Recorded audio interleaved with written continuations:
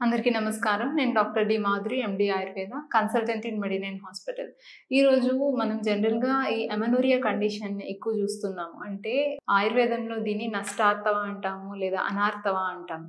అంటే పీరియడ్ అనేది every month రెగ్యులర్‌గా ఆడవాళ్ళలో చూస్తూ ఉంటాం. కానీ ఎప్పుడైతే ఈ పీరియడ్స్ అనేవి స్టాప్ అయిపోతాయో, అంటే ఇర్రెగ్యులర్ అయిపోవడం లేదా కంప్లీట్‌గా స్టాప్ అయిపోవడం. సో, దీన్నే మనం అమెనోరియా కండిషన్ అంటాం. సో, అమెనోరియాలో 2 రకాలుంటాయి. Primary amenorrhoea and secondary amenorrhoea. So, primary amenorrhoea అంటే ఏంటి అంటే ఇనీషియల్‌గా అంటే ఒక 15 ఇయర్స్ లోపు మనకి పిల్లలు మెనార్కే అటైన్ అవుతారు. అంటే ఆడపిల్లలు ఫస్ట్ టైమ్ పీరియడ్ రావడం అనేది జరుగుతుంది. సో, వీళ్ళల్లో ఏంటి అంటే ఈ 15 ఇయర్స్ దాటినా సరే పీరియడ్ రాకపోవడము. సో, దీన్ని మనం ప్రైమరీ అమెనోరియా అంటాం. సో, ఎందుకు పీరియడ్ రాలేదు అంటే దానికి కొన్ని కారణాలుండొచ్చు. లైక్ ఏంటంటే ఓవరీస్ యొక్క ఫంక్షన్ సరిగ్గా లేకపోవడం, లేకపోతే ఏమైనా హార్మోనల్ డిస్టర్బెన్సెస్ జరగడము, లేకపోతే ఈ రిప్రొడక్టివ్ ఆర్గాన్స్‌లో ఏమన్నా డిస్‌ఫంక్షన్ ఉండడం, లేదా పిట్యూటరీ గ్లాండ్ మనకి పిట్యూటరీ గ్లాండ్ అనేది ఉంటుంది. ఆ గ్లాండ్ నుంచే మనకి ఈ హార్మోన్స్ అనేవి సెక్రెషన్ జరుగుతూ ఉంటాయన్నమాట. సో, ఆ పిట్యూటరీ గ్లాండ్‌లో ఏమన్నా సరిగ్గా ఫంక్షనింగ్ లేకపోయినా, అందులో ఏమన్నా డిఫార్మిటీ ఉన్నా సరే ఈ ప్రైమరీ అమెనోరియా కండిషన్ అనేది వచ్చే అవకాశం ఉంటుంది. సో, సెకండరీ అమెనోరియా అంటే ఏంటి అంటే సో, కొంతకాలంగా పీరియడ్ అనేది రెగ్యులర్‌గా వస్తది. బట్ సడెన్‌గా పీరియడ్ అనేది స్టాప్ అయిపోవడం అనమాట. అంటే ఇప్పుడు మా దగ్గరికొచ్చే పేషెంట్స్ ఎట్లా కంప్లెయింట్ చేస్తారంటే ఒక 3 మంత్స్ నుంచి లేదా 6 మంత్స్ నుంచి పీరియడ్ అనేది రావట్లేదండి అని చెప్తారు. సో, అంటే ముందు వరకు రెగ్యులర్‌గా ఎవ్రీ మంత్ పీరియడ్ అనేది వచ్చేది. బట్ ఇప్పుడు సడెన్‌గా పీరియడ్ అనేది స్టాప్ అయిపోవడం. సో, దీన్నే మనం సెకండరీ అమెనోరియా అంటాం. సో, దీనికి కూడా కొన్ని కారణాలుంటాయి. సో, ఈ సెకండరీ అమెనోరియా రావడానికి కూడా ఫస్ట్ మనం ప్రయారిటీగా మనం చూసుకోవాల్సింది ఏంటి అంటే ప్రెగ్నెన్సీ ఏమన్నా ఉందా అనేది మనం అనాలిసిస్ చేసుకోవాలి. సో, నెక్స్ట్ వచ్చేసి ఏంటి అంటే ఫీడింగ్ మదర్స్ అయితే ఇన్ కేస్ వాళ్ళు గనక లాక్టేటింగ్ మదర్స్ అంటే పాలిచ్చే తల్లులు అయితే గనక వాళ్ళల్లో కూడా పీరియడ్ అనేది రాదు. ఎందుకంటే వాళ్ళలో ప్రొలాక్టిన్ హార్మోన్ అనేది ఎక్కువ ప్రొడక్షన్ జరుగుతుంది. సో, దానివల్ల మనకి పీరియడ్స్ అనేవి రావన్నమాట. సో, నెక్స్ట్ వచ్చేసి ఏమైనా కాంట్రసెప్టివ్ పిల్స్ వాడుతున్నారా? అంటే ఐయుఐఎస్ కానీ, ఐయుడీస్ గానీ ఇట్లాంటివి ఏమన్నా ఇంట్రా యుటరైన్ డివైసెస్ ఏమన్నా వాడుతున్నారా? సో, దానివల్ల గూడా మనకి పీరియడ్ అనేది స్టాప్ అవ్వడం జరుగుతూ ఉంటుంది. సో, కాంట్రసెప్టివ్ పిల్స్ అనేవి తీసుకోవడం వల్ల చాలా సైడ్ ఎఫెక్ట్స్ గూడా ఉంటాయి. సో, ఈ కాంట్రసెప్టివ్ పిల్స్ తీసుకున్న వాళ్ళు ఇదొకటి అబ్జర్వ్ చేయాలి. సో, నెక్స్ట్ వచ్చేసి ఏంటి అంటే బాగా ఒబేస్ ఏమన్నా ఉన్నారా? అంటే ఓవర్ వెయిట్ ఏమన్నా ఉన్నారా?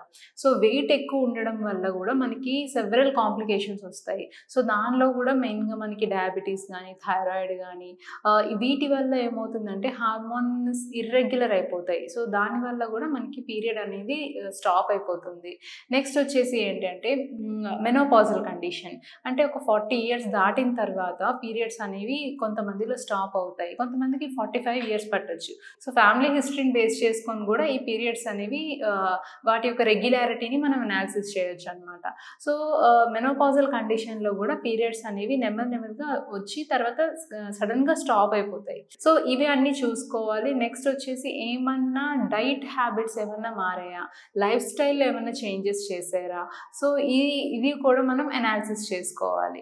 సో, వీటన్నిటితో పాటు ఇంకొకటి ఏంటి అంటే మెయిన్‌గా ఈ అమెనోరియా కండిషన్ అంటే పీరియడ్స్ సడెన్‌గా స్టాప్ అవ్వడానికి కారణాలొచ్చేసి థైరాయిడ్ ఇష్యూస్ గానీ, ఒబేసిటీ గానీ, డయాబెటిస్ గానీ లేకపోతే ఓవర్‌గా బాగా ఎక్కువ జంక్ ఫుడ్స్ బయటవి తీసుకోవడము అండ్ ఎక్కువ ఆయిలీ ఫుడ్స్ తీసుకోవడము, డైరీ ప్రొడక్ట్స్ ఎక్కువ తీసుకోవడము. సో, వీటి వల్ల ఏమవుతుంది అంటే మనకి మెయిన్‌గా ఈ లైఫ్ స్టైల్ చేంజెస్ వల్ల మనకి ఈ హార్మోనల్ ఇర్రెగ్యులారిటీ జరిగి పీరియడ్ అనేది రాకపోవడం జరుగుతూ ఉంటుంది. ఇంకొకటి రిప్రొడక్టివ్ ఆర్గాన్స్‌లో మనకి ఏమన్నా ప్రాబ్లమ్స్ ఉన్నా లైక్ ఏంటంటే యూటరస్, ఓవరీస్, ఫెలోపియన్ ట్యూబ్స్ ఇట్లా మనకి ఇవి రిప్రొడక్టివ్ ఆర్గాన్స్. సో, ఈ ఆర్గాన్స్‌లో ఏమన్నా సరిగ్గా ఫంక్షనింగ్ లేకపోయినా సరే మనకి పీరియడ్ అనేది రాదు. సో, వీటి బట్టి అనాలిసిస్ చేసుకొని దేనివల్ల పీరియడ్ అనేది రావట్లేదు అనేది మేము అనాలిసిస్ చేసి ట్రీట్మెంట్ అనేది ఇస్తాము.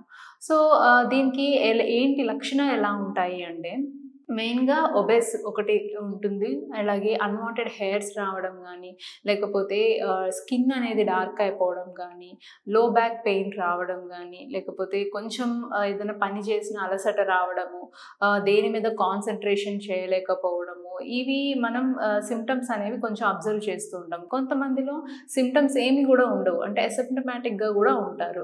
సో, సింప్టమ్స్ ఉన్న వాళ్ళలో వాళ్ళు త్వరగా ఎందుకిట్లా అవుతుంది అనేది చూసుకొని మెడికల్‌కి అప్రోచ్ అవుతారు. బట్ సింప్టమ్స్ లేని వాళ్ళు ఇట్స్ ఓకేలే మళ్ళీ పీరియడ్ అదే వస్తుందిలే అని నెగ్లెక్ట్ చేస్తే గనక లోపల మనకి ప్రాబ్లమ్ అనేది సివియారిటీ ఎక్కువైపోతుంటుంది. సో, అందుకని ఎప్పుడైనా పీరియడ్ మిస్ అయిన తర్వాత ఇమ్మీడియేట్‌గా మీరు మెడికల్‌కి అప్రోచ్ అయ్యి ట్రీట్మెంట్ తీసుకోవడం మంచిది. అసలు దేనివల్ల ఇలా అయింది అనేది ఫస్ట్ అనాలిసిస్ చేసుకోవాలి.